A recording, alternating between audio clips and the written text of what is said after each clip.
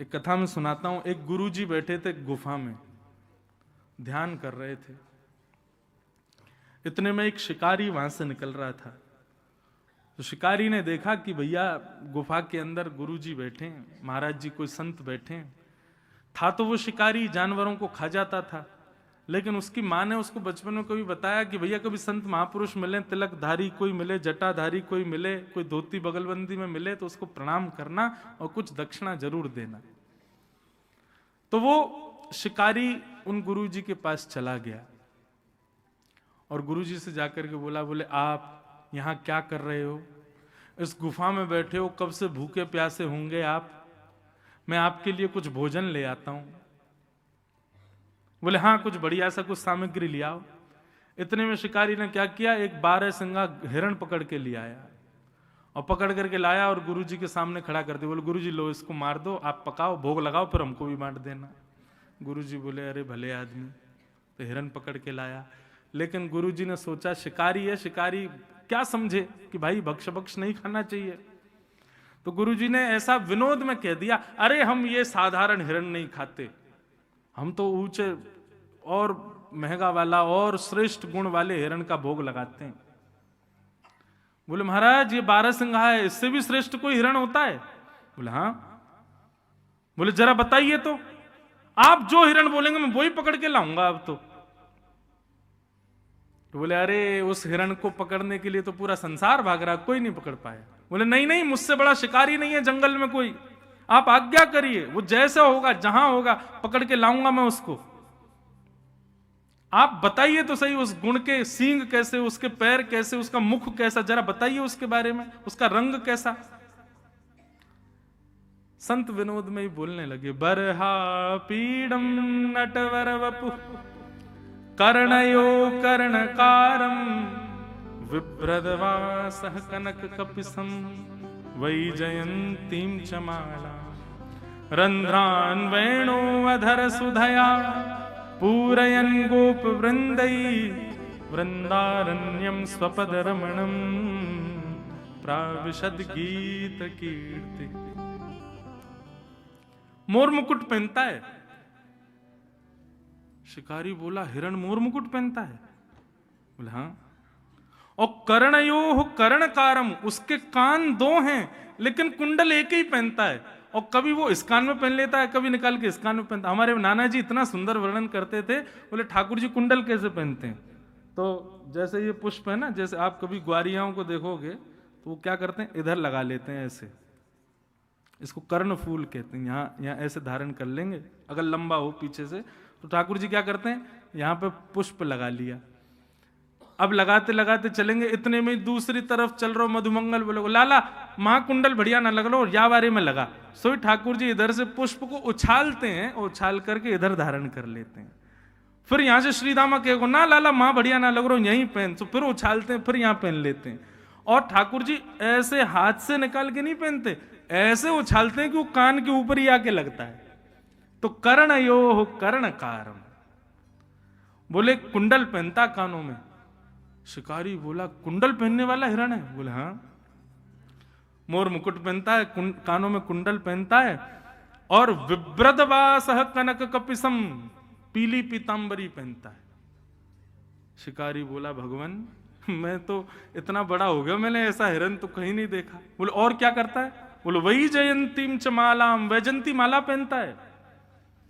और सबसे श्रेष्ठ उसका गुण क्या है? बोले रंध्रान वेणु अधर सुधया, बोले अपनी कोमल कर उंगलियों से आच्छादित करता हुआ छिद्रों को वेणु बजाता है।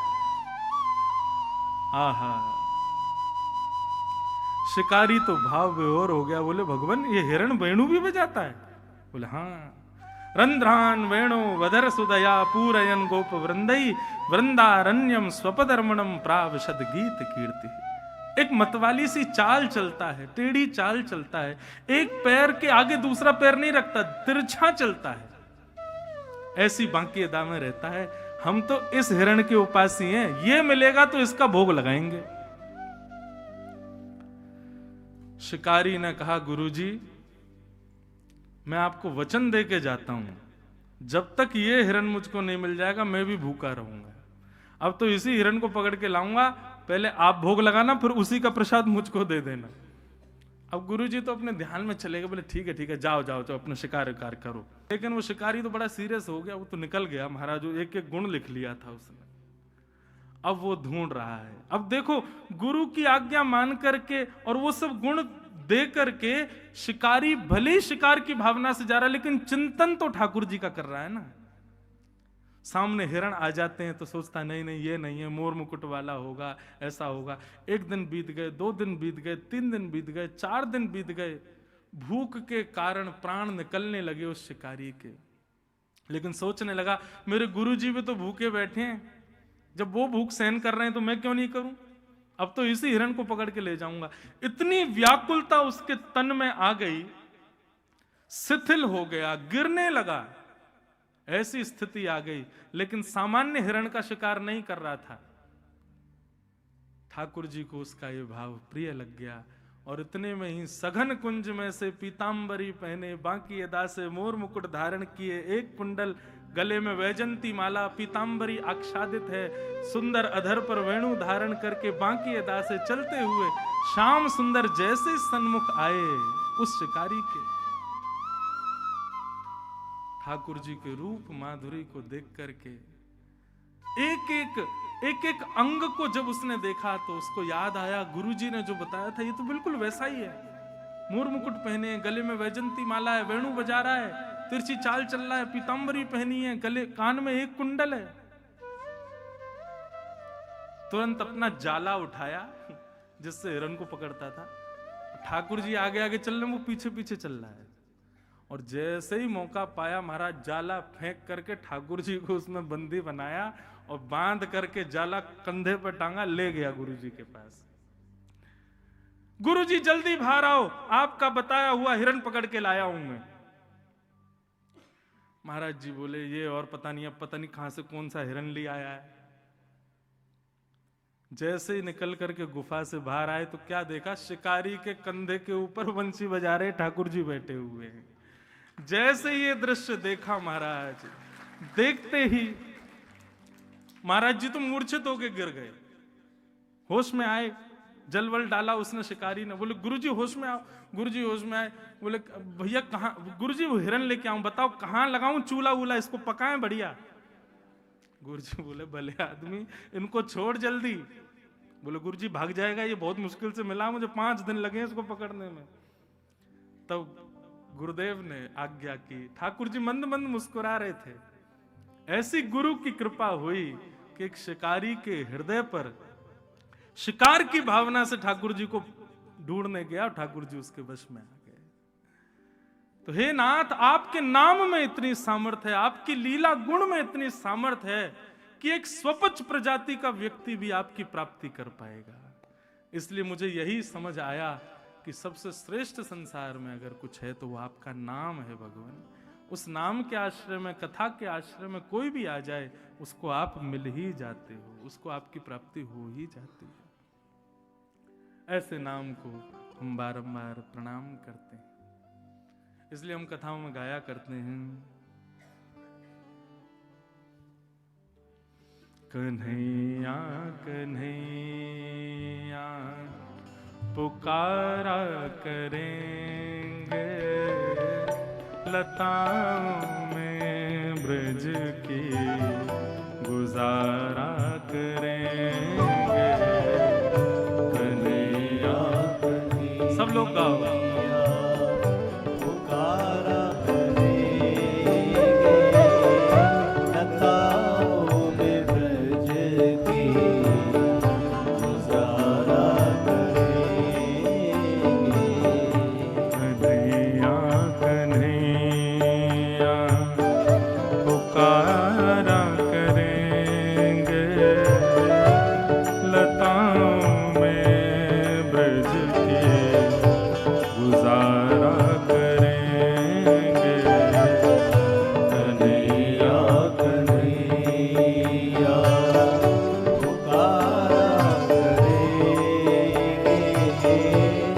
करताल बजाते हुए गाओ।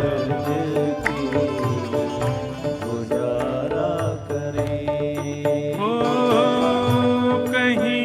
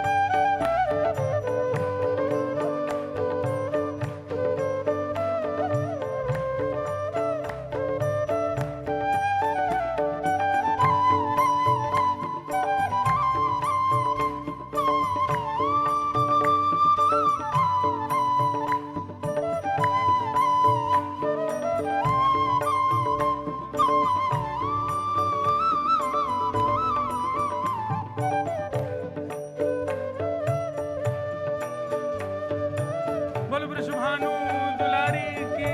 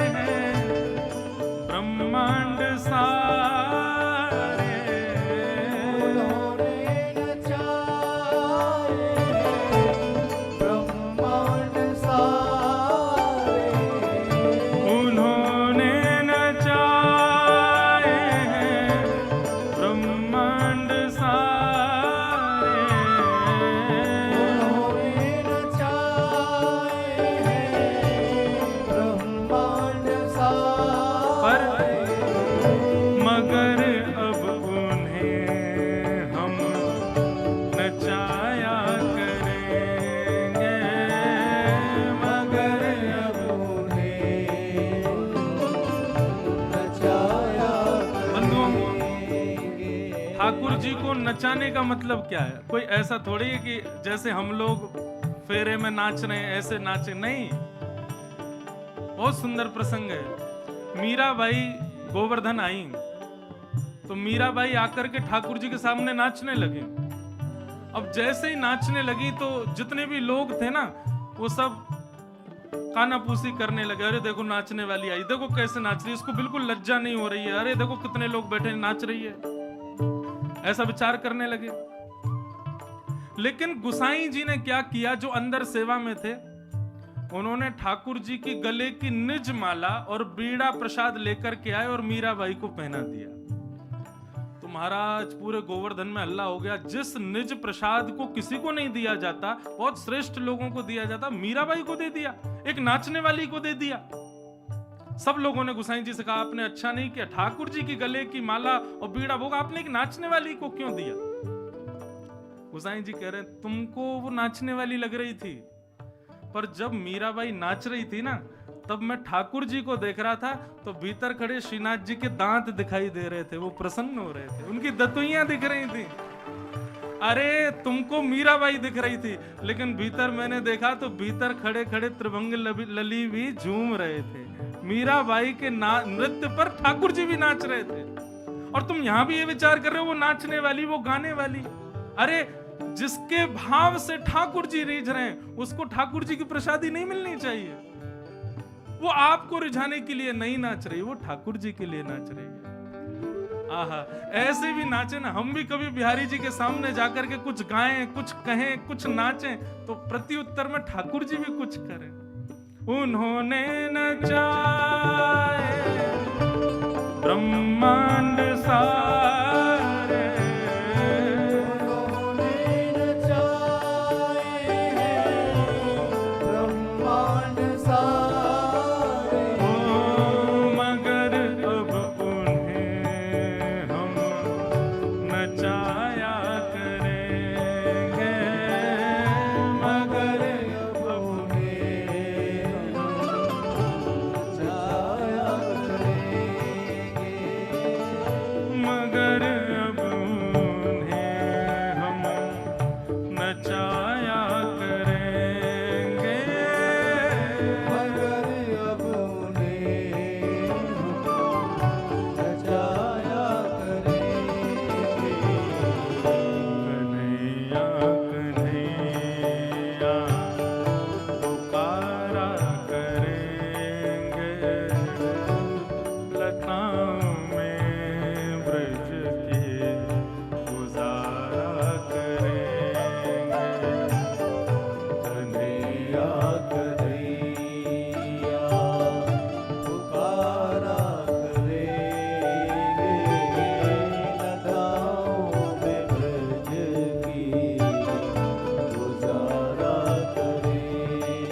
ओ जय जय राधा रमण प्यारो राधा रमण, जय जय राधा रमण प्यारो आवाज से, राधा जय जय राधा रमण प्यारो राधा रमण, जय राधा रमण प्यारो राधा रमण, जय जय राधा रमण प्यारो राधा रमण, जय जय राधा रमण प्यारो राधा रमण, जय जय राधा रमण प्यारो राधा रमण, जय जय राधा रमण प्यारो राधा रमण, ओ जय जय राधा रमण प्यारो राधा रमण, जय राधा रमण प्यारो राधा रमण, ओ मेरो राधा रमण प्यारो राधा रमण, ओ मेरो राधा रमण प्यारो राधा रमण,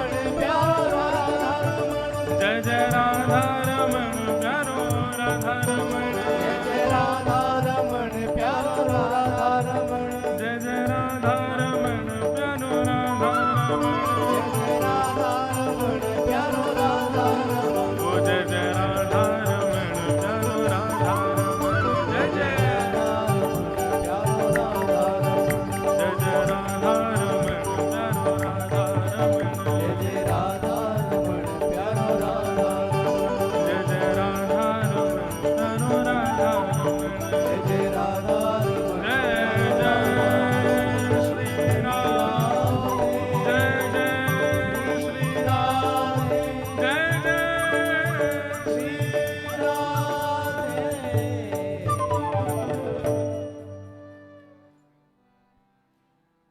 उन्हें प्रेम डोरी से हम बांध लेंगे,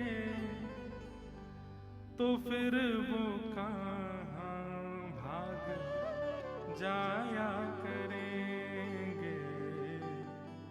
कन्हैया कन्हैया पुकारा करेंगे,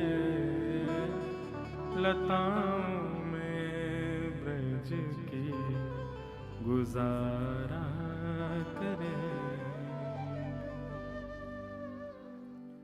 हे नाथ, आपके नाम में, आपकी लीला में इतनी सामर्थ्य है कि अत्यंत दूषित व्यक्ति जिसको संसार स्वीकार नहीं कर